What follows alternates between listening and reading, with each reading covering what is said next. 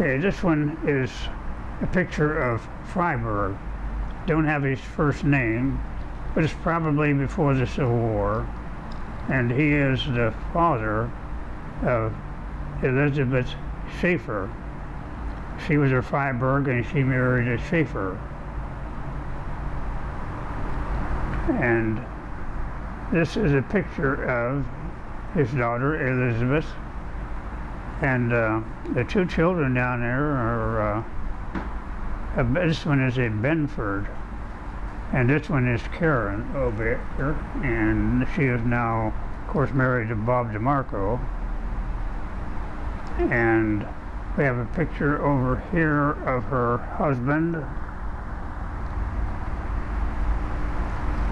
and this is a picture of her husband, and this is a Simon Schaefer, Simon Peter Schaefer.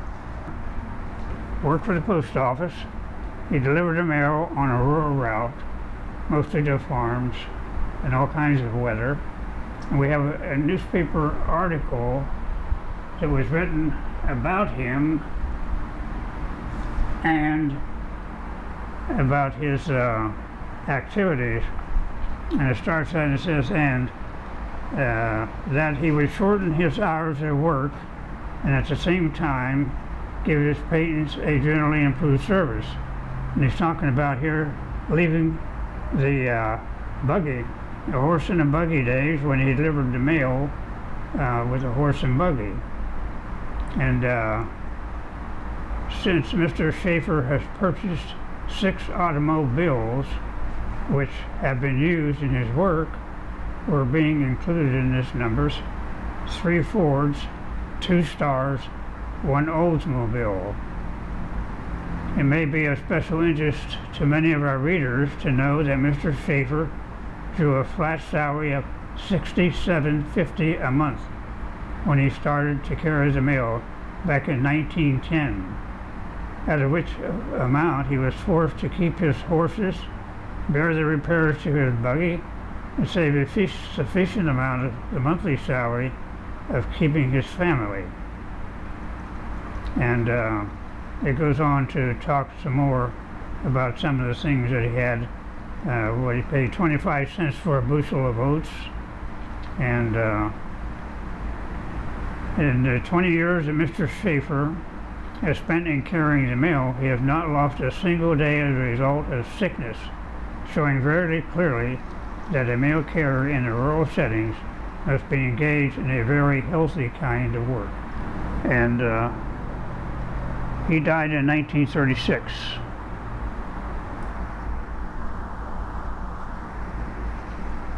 And this is the picture of Elizabeth Schaefer with her 4 daughters, and each one of them, of course, married with have a family, and they scattered all over the country, from Texas and working in the oil industry to going to California. And they also had a lot of children, so it made a new clan, or the start of a new clan. The first one is Irma, the first one is Gladys, and the second one is Irma, and the third one is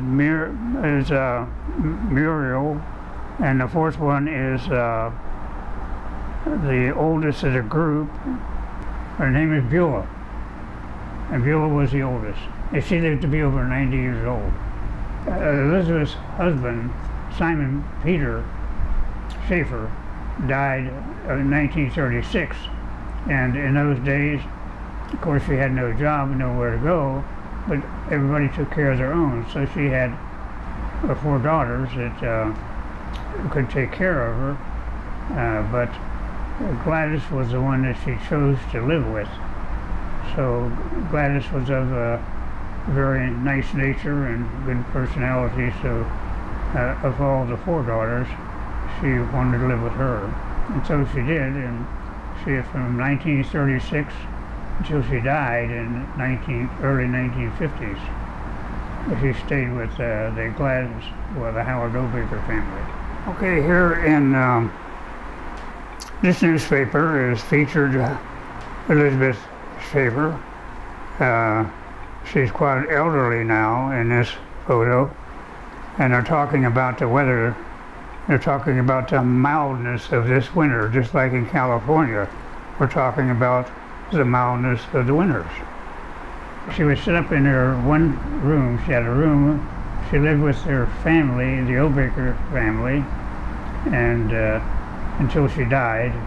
Those were the days when relatives all took care of your own and didn't have nursing homes. So she stayed with them and lived to be about 92. And she would sit there and eat apples and peel her apples and look out the window and see what she could see. She did the quilting up there also, and had a sewing machine up there. And so she did some work like that. And they had special meanings to them, each one of them. Like one of them was a farmer's working in a cornfield, and she had replicas of that, with the cornfields and the farmers working. The squares all represented something. And then she had a habit of nipping at Howard liquor supply. Howard was her son-in-law.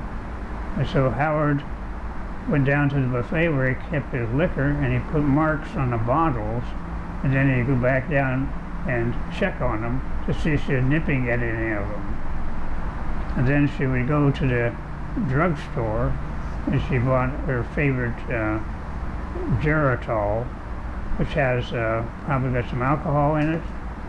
And the pharmacy manager called up and said to them, we think that your mother is dipping a little bit too much of that Geritol.